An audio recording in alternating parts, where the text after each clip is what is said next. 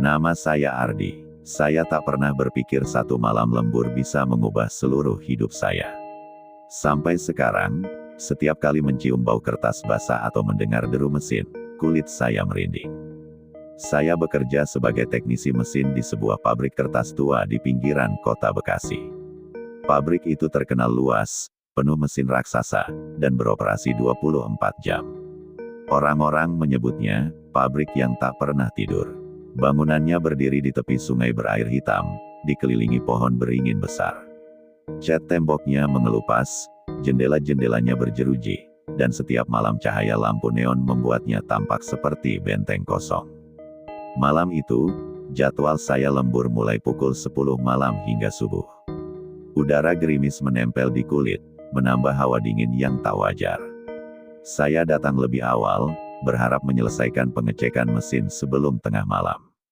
Begitu melewati gerbang besi, suara berderak dari engselnya terdengar seperti rintihan. Satpam yang berjaga hanya melirik malas, seolah sudah terbiasa dengan segala bunyi aneh di tempat itu. Di dalam area pabrik, lampu-lampu jalan berkedip-kedip. Aroma asam campur bau kayu basah menyeruak. Saya menegakkan bahu, mencoba menepis rasa tak nyaman yang menempel sejak pertama melangkah masuk. Pabrik itu sepi, hanya deru mesin penggiling kertas di kejauhan. Rekan kerja saya, Bagas, mengirim pesan singkat, telat sedikit, macet. Jadi saya sendirian ketika memasuki ruang produksi. Mesin-mesin raksasa berdiri bagai raksasa baja. Lampu indikator merah dan hijau berkedip ritmis, seakan mata yang menatap balik. Saya menyalakan senter kepala dan memeriksa pipa-pipa yang beruap. Saat itulah saya mendengar bunyi aneh, ketukan pelan, teratur, tok, tok, tok. Bukan suara mesin, terlalu rapi dan terlalu pelan. Saya berhenti, menajamkan telinga. Ketukan itu terdengar lagi, kali ini disertai bisikan samar. Seperti suara seseorang membaca doa dengan nada rendah. Saya menoleh ke arah gudang limbah di ujung ruangan. Pintu besinya tertutup rapat, tapi lampu kecil di atasnya berwarna oranye redup, seperti menandakan sesuatu di dalamnya masih hidup. Rasa penasaran bercampur cemas mendorong saya mendekat. Lantai semen terasa lembab di bawah sepatu. Setiap langkah memantulkan gema yang panjang, membuat ruangan semakin terasa kosong. Ketika jarak tinggal 2 meter, bau busuk menyengat tiba-tiba. Bau logam bercampur amis darah. Saya spontan menutup hidung, mata berair. Pintu besi itu bergetar pelan, seperti ada sesuatu di baliknya yang mendorong keluar. Saya mundur 1 langkah, jantung berdetak keras di telinga. Saat itulah lampu ruangan mati mendadak. Gelap total, hanya suara mesin jauh di bawah lantai yang bergemuruh seperti raksasa tertidur. Saya menyalakan senter ponsel. Cahaya putih menembus kegelapan beberapa meter saja. Bayangan rak baja dan pipa panjang menari di dinding. Dari arah kanan, terdengar langkah kaki. Perlahan, menyeret, seperti seseorang tanpa tenaga. "Bagas!" teriak saya, tapi tak ada jawaban. Langkah itu mendekat, berirama lambat. Saya mengarahkan senter, tapi lorong itu kosong. Hanya pipa beruap yang mengeluarkan desis halus. Ketika saya berbalik, pintu besi gudang limbah sudah terbuka sedikit. Celah hitam pekat menganga, mengeluarkan hawa dingin menusuk tulang. Dari dalam celah itu, terdengar bisikan panjang, suara perempuan, jelas sekali. "Ardi," memanggil nama saya dengan intonasi nyaris manja. Saya tertegun. Bagaimana mungkin seseorang di dalam tahu nama saya? Dengan tangan gemetar, saya meraih gagang pintu yang dingin seperti es. Begitu disentuh, hawa dingin merambat ke lengan hingga bahu. Ponsel saya berkedip sendiri, layarnya menampilkan jam 0 tepat, meskipun baru pukul 22.30 ketika saya datang. Saya mendorong pintu perlahan. Engselnya, berderit panjang, memecah keheningan seperti jeritan makhluk terluka. Di balik pintu, ruangan gelap dan berbau busuk. Tumpukan gulungan kertas rusak dan air hitam menggenang di lantai, memantulkan cahaya senter seperti cermin retak. Tiba-tiba saya melihat bayangan di sudut, seperti seseorang berdiri kaku, tinggi dan kurus. Rambutnya menutupi wajah, gaunnya robek-robek. "Siapa di sana?" Suara saya bergetar. Bayangan itu tidak bergerak, hanya sedikit condong ke depan seolah menatap saya. Angin dingin bertiup dari arah dalam, membuat pintu di belakang saya menutup brak. Lampu ponsel redup sejenak, nyaris padam. Saat cahaya kembali stabil, bayangan itu sudah lebih dekat.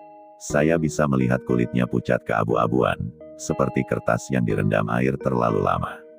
Saya melangkah mundur, tapi kaki saya seperti menempel ke lantai. Bau busuk semakin tajam, membuat lambung saya bergolak. Lalu sosok itu mengangkat kepala perlahan. Matanya kosong, hitam pekat, dan dari mulutnya keluar suara gesekan kertas yang panjang, suara yang akan menghantui tidur saya selamanya. Saya memaksa tubuh bergerak, tapi lutut seperti terkunci. Sosok itu terus menatap, matanya bagaikan lubang tak berdasar yang menyedot cahaya senter. Udara di ruangan mendadak turun drastis. Napas saya keluar sebagai uap putih. Di kejauhan, suara mesin pabrik meredam, berganti dengan dengungan aneh seperti ribuan lebah. Tanpa peringatan, sosok itu melangkah maju. Gerakannya kaku, terdengar bunyi krek seperti kertas disobek. Setiap langkah menimbulkan bau asam yang menusuk. Saya akhirnya berhasil melepaskan kaki dan mundur. Sepatu saya menabrak genangan air hitam yang anehnya terasa hangat, bukan dingin. Senter ponsel tiba-tiba mati, meninggalkan saya dalam kegelapan mutlak. Saya menahan napas, hanya suara detak jantung sendiri yang terdengar. Dalam gelap itu, bisikan kembali terdengar, bukan satu, tapi puluhan suara. Mereka menyebut nama saya bergantian, Ardi, Ardi, Ardi. Jari saya gemetar saat menekan tombol daya ponsel. Lampu menyala lagi, tapi sosok itu lenyap. Yang tersisa hanya tumpukan kertas basah yang kini bergerak pelan seperti bernapas. Saya mundur ke pintu, mencoba membukanya. Tapi gagang pintu seperti dilapisi es, licin dan tak bisa diputar. Rasanya seolah pabrik itu menolak melepas saya. Di tengah panik, saya mendengar langkah lain dari balik tumpukan kertas. Lebih berat, seperti sepatu kerja. Saya menyorot ke arah suara itu. Ternyata Bagas berdiri di sana. Wajahnya pucat, keringat menetes dari pelipisnya. Kau juga lihat dia? Suaranya hampir tak terdengar. Saya mengangguk cepat. Kita harus keluar, teriak saya. Tapi Bagas hanya menatap kosong, matanya seolah menembus saya. Dia tidak suka kita masuk, bisik Bagas. Dia, pemilik tempat ini. Kalimatnya terputus ketika tubuhnya mendadak menegang. Saya menatap ngeri. Leher Bagas menoleh ke sudut yang mustahil, terdengar bunyi krek memekakkan telinga. Mulutnya terbuka lebar, tapi tak ada suara keluar. Seketika lampu ponsel saya padam lagi. Dalam kegelapan, hanya suara napas berat Bagas yang terdengar, lalu hening. Ketika cahaya kembali, Bagas hilang. Di tempatnya hanya ada pakaian basah yang tergeletak, masih mengeluarkan uap dingin. Saya menahan teriakan. Pintu besi mendadak terbuka sendiri, menimbulkan suara berderit panjang. Udara dari luar ruangan berhembus, membawa aroma kertas terbakar. Tanpa pikir panjang, saya keluar. Lorong pabrik di depan berbeda dari sebelumnya, dindingnya basah, lampu neon berkedip seperti detak jantung. Langkah kaki saya menggema panjang. Setiap gema terdengar seperti langkah orang lain yang mengikuti di belakang. Saya menoleh cepat, kosong, hanya bayangan pipa dan mesin. Namun gema langkah itu tetap ada, seirama dengan detak jantung saya. Di ujung lorong, pintu kaca menuju ruang kontrol terlihat samar. Saya berlari ke sana, berharap menemukan orang lain. Saat hampir sampai, lampu di sepanjang lorong padam bergiliran, tuk-tuk-tuk, mendekat cepat ke arah saya seperti sesuatu yang mengejar. Saya melompat ke ruang kontrol dan menutup pintu keras-keras. Ruangan itu diterangi cahaya monitor mesin, menciptakan bayangan biru dingin. Di salah satu monitor, saya melihat rekaman CCTV area gudang. Sosok perempuan bergaun sobek berdiri tepat di depan kamera, menatap lurus ke lensa. Saya menelan ludah. Mata kosong itu seolah menatap langsung ke saya melalui layar. Tiba-tiba gambar bergoyang dan layar-layar lain menyalakan feed yang sama, wajahnya di setiap sudut pabrik. Suara pelan muncul dari speaker kontrol, Ardi, kali ini jauh lebih jelas, seakan dia berada tepat di belakang saya. Saya memutar badan cepat. Ruangan kosong, hanya deretan panel mesin. Tapi suhu ruangan turun drastis hingga napas saya kembali menjadi uap.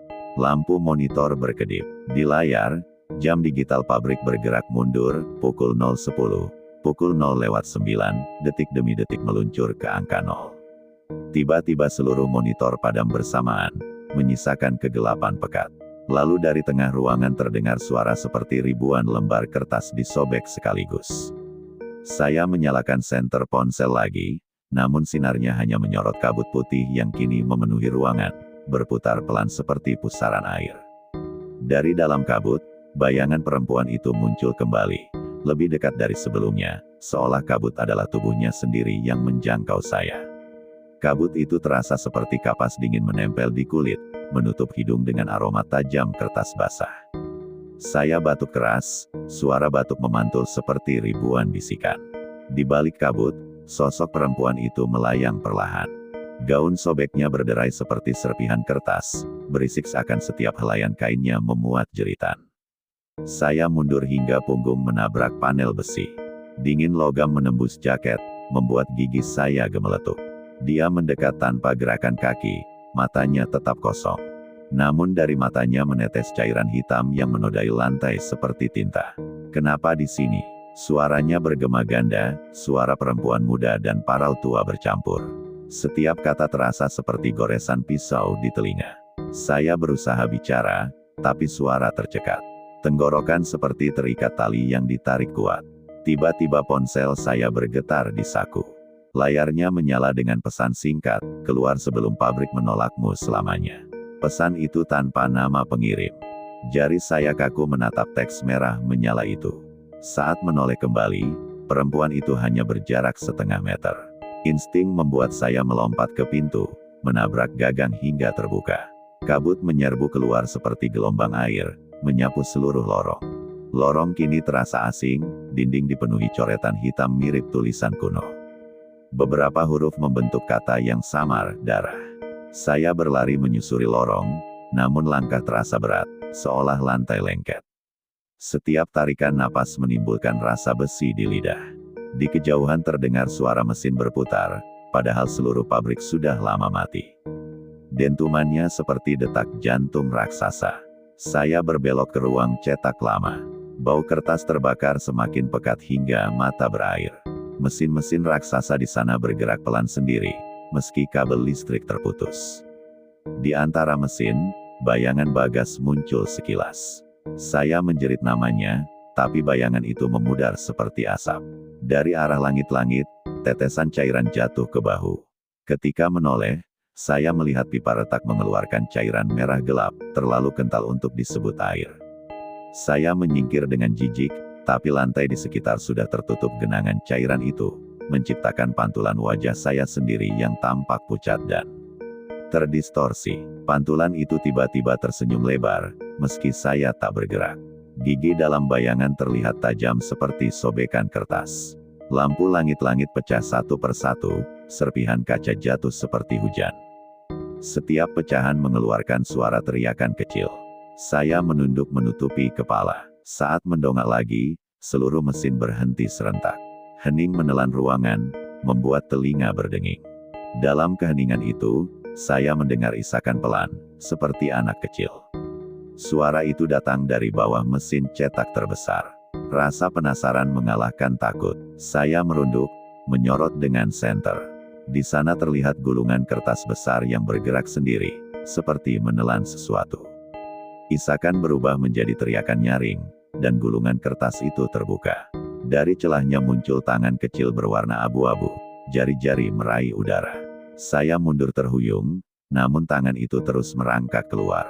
Lengan itu berakhir tanpa tubuh, hanya potongan kertas yang membentuk kulitnya. Di balik gulungan, bayangan perempuan tadi muncul lagi, kini lebih tinggi, hampir menyentuh langit-langit. Wajahnya retak seperti kertas terbakar. Dia menunduk, matanya menatap tajam. Kami dilenyapkan di sini, jadi kau juga, bisiknya, kali ini hanya satu suara namun penuh kebencian. Saya melesat keluar ruangan, hampir terpeleset oleh cairan merah. Detak jantung saya seirama dengan dengungan mesin yang kembali hidup di belakang. Setiap lorong yang saya lewati tampak berubah arah. Pabrik seperti labirin yang bergerak, menutup jalan keluar. Di tengah pelarian, saya mendengar derap langkah berat dari belakang, seperti 10 orang berlari mengejar. Saya menoleh cepat, kabut putih mengejar dengan kecepatan tak wajar, menelan lampu dan pintu yang saya lewati. Tenggorokan kering, saya berdoa dalam hati agar menemukan jalan keluar, tapi di depan hanya ada satu pintu besar berkarat dengan tanda ruang pembakaran yang menyala merah samar.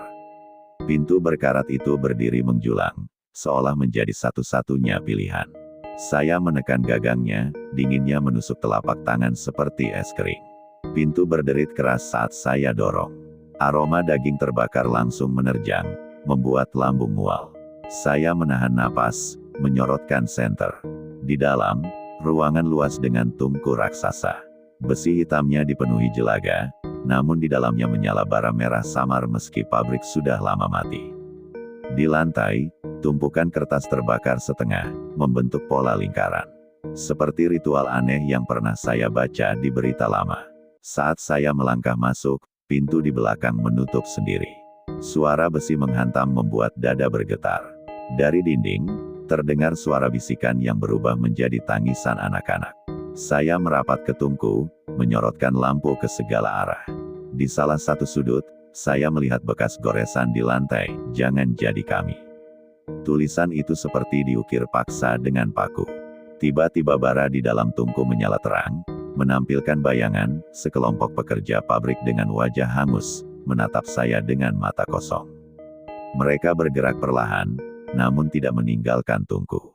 Bayangan itu seperti diikat api, tapi tatapan mereka hidup. Seorang pria di antara mereka membuka mulut. Suaranya bergema di kepala saya, bukan di telinga. "Kami dibakar hidup-hidup, jangan tinggalkan darah di sini." Jantung saya berdegup kencang. Keringat bercampur debu membuat kulit terasa gatal. Saya mundur, menabrak dinding yang terasa hangat, seolah bernyawa. Dari langit-langit, butiran abu turun perlahan seperti salju hitam. Setiap butir menyentuh kulit dengan sensasi terbakar. Suara perempuan itu kembali, kali ini dari dalam tungku, "Ardi, gantikan tempat kami." Suara itu membuat kepala saya berdenyut. Tungku tiba-tiba meledakkan semburan api, menampakkan wajah Bagas di tengah nyala. Matanya memohon, tangannya terjulur. Saya menjerit, mundur terpeleset ke lantai yang kini licin seperti dilapisi minyak. Punggung saya menghantam besi, nyeri menyambar. Di tengah kepanikan, saya melihat sebuah pintu kecil di sisi kanan tungku. Pintu itu seperti pintu servis, separuh terbuka. Saya merangkak ke arah pintu, setiap gerakan disertai suara bisikan, "Jangan, jangan," yang menekan telinga. Saat mendorong pintu itu, hembusan udara dingin menerpa, menyingkirkan panas seketika. Seperti masuk ke terowongan bawah tanah. Saya menuruni tangga besi yang berkarat, langkah kaki memantul panjang. Cahaya senter menyorot dinding dengan coretan-coretan aneh, simbol segitiga, mata, dan lingkaran. Semakin turun, suara mesin pabrik semakin jauh. Diganti dengan tetesan air yang teratur, menimbulkan irama menakutkan. Di dasar tangga, lorong sempit membentang. Dindingnya lembab, berbau tanah bercampur darah karat. Saya menyusuri lorong itu. Setiap langkah menimbulkan gema aneh yang terdengar lebih banyak daripada jumlah langkah saya. Tiba-tiba lorong terbuka ke ruang besar, seperti gua. Di tengahnya, sebuah kolam air hitam beriak pelan meski tak ada angin. Di permukaan kolam, muncul pantulan wajah saya. Namun mata dalam pantulan itu hitam pekat, dan mulutnya bergerak sendiri.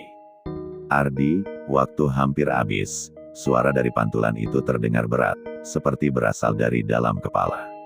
Saya tertegun, tak bisa memalingkan pandangan. Tangan dari air perlahan keluar, cairannya menetes seperti tinta kental.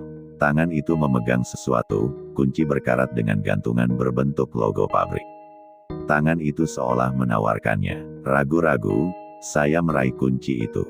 Saat jari menyentuh, sensasi dingin menembus tulang. Seketika semua suara hilang. Kolam kembali tenang, pantulan wajah saya normal, meski mata masih menyimpan bayangan hitam di sudut. Dari kejauhan lorong, terdengar pintu besi berderak terbuka, seolah kunci itu memang untuk jalan keluar. Saya menggenggamnya erat, berharap itu benar. Saya menapaki lorong kembali, kunci berkarat di genggaman. Setiap langkah membuat gema seperti denting logam, seolah lorong ikut berbisik. Di ujung lorong, pintu besi tua menunggu. Ukiran lambang pabrik, dua gulungan kertas yang saling bertaut, terlihat samar di permukaannya. Saya memasukkan kunci. Suara klik yang keras menggema, seperti membangunkan sesuatu di kedalaman pabrik. Pintu membuka perlahan, menyingkap ruang bundar dengan dinding batu yang lembab. Udara di dalam berbau besi dan belerang. Di tengah ruangan, terdapat meja besar dari batu, dipenuhi tumpukan dokumen tua yang sudah menguning. Lampu minyak di sudut berkedip sendiri. Saya mendekat dan menyalakan lampu minyak. Nyala kecil itu menyingkap catatan-catatan, laporan keuangan, daftar pekerja, dan satu map merah bertuliskan rahasia. Tangan gemetar saat membuka map.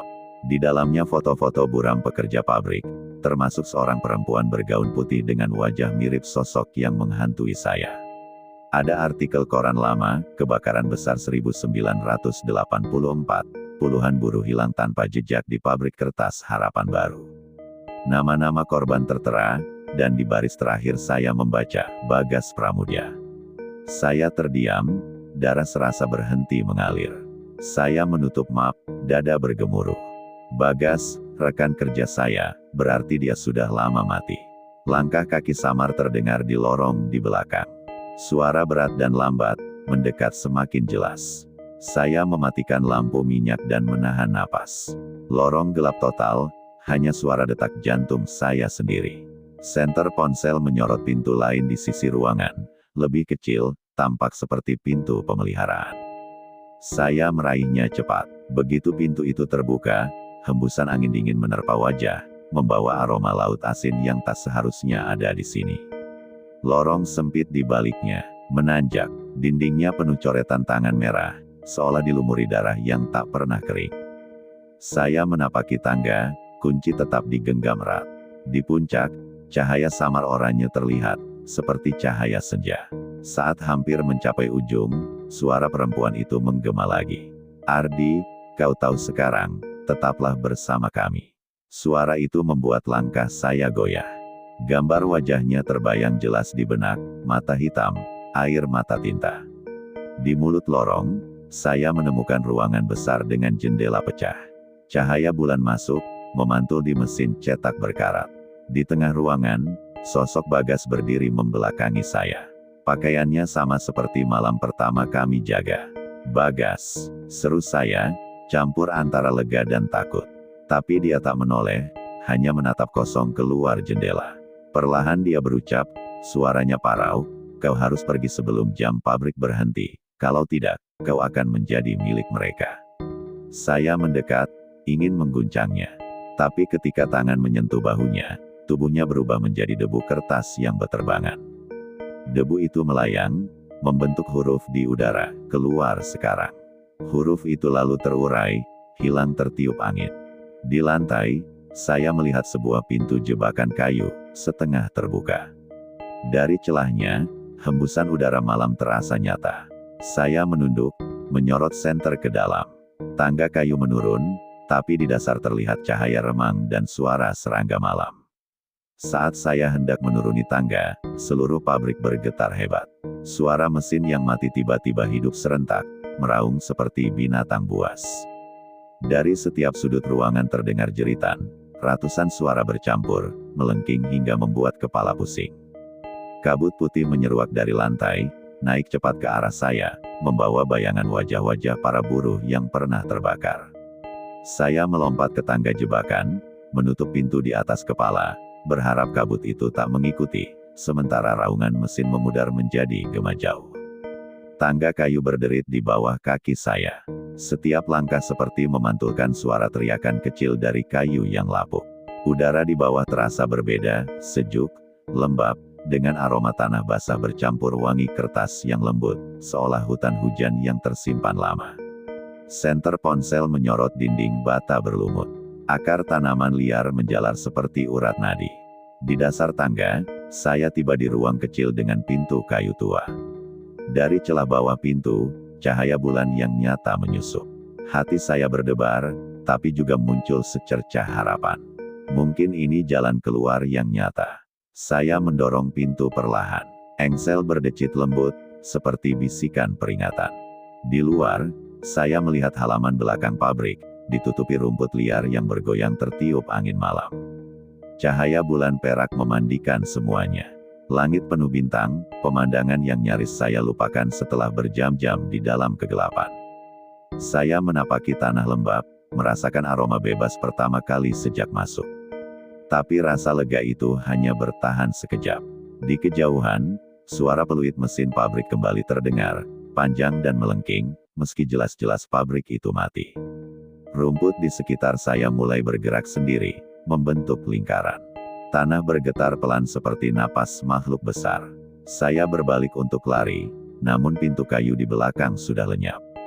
Hanya dinding bata rapuh berdiri di sana.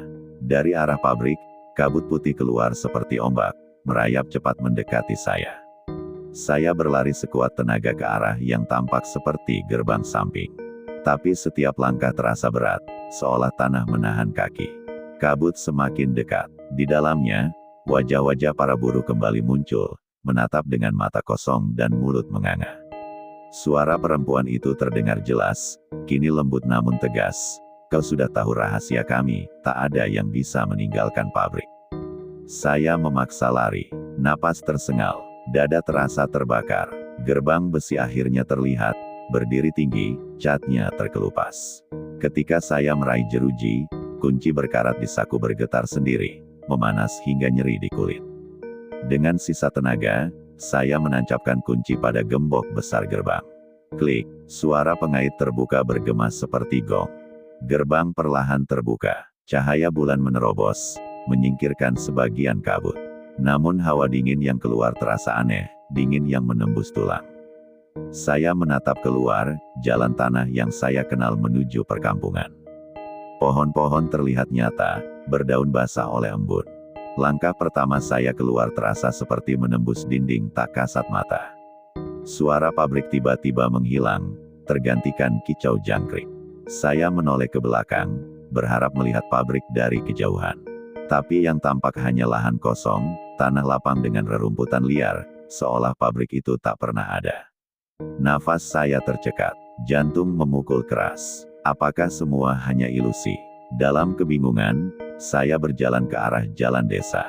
Setiap langkah membuat dunia sekitar terasa semakin normal, tapi rasa dingin tak hilang. Beberapa ratus meter kemudian, saya melihat lampu rumah penduduk. Rasanya seperti menemukan oasis di tengah gurun. Seorang bapak tua duduk di beranda, menatap saya heran.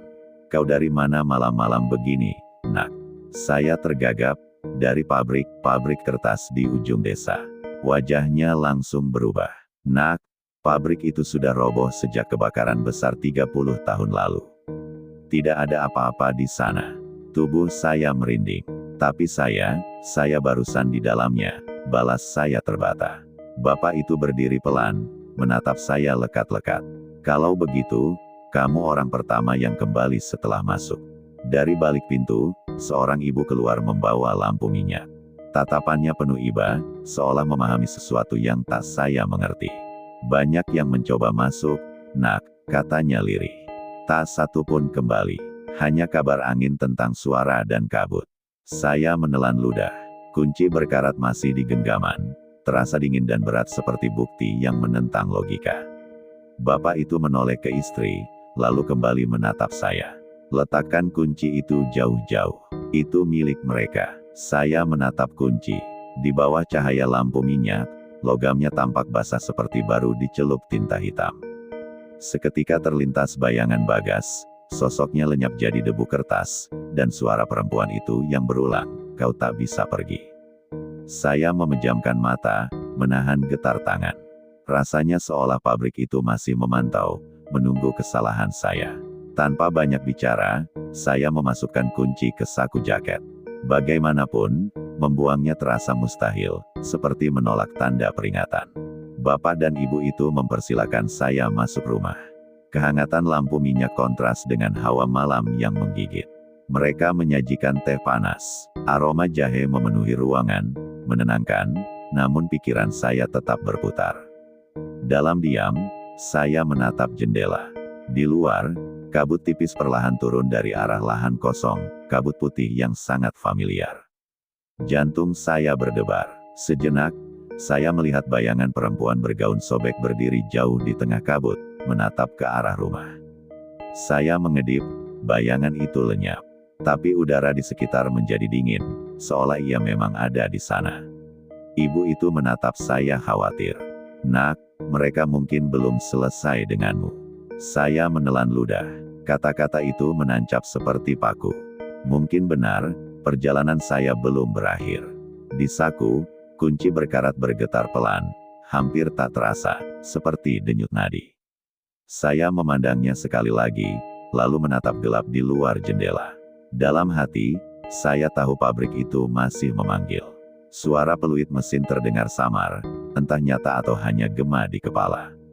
Panjang, melengking, dan sangat mengenal nama saya. Malam itu saya tak tidur. Di antara dengung nyamuk dan detak jam, saya hanya menunggu, karena entah kapan, saya yakin pabrik kertas itu akan menjemput saya kembali.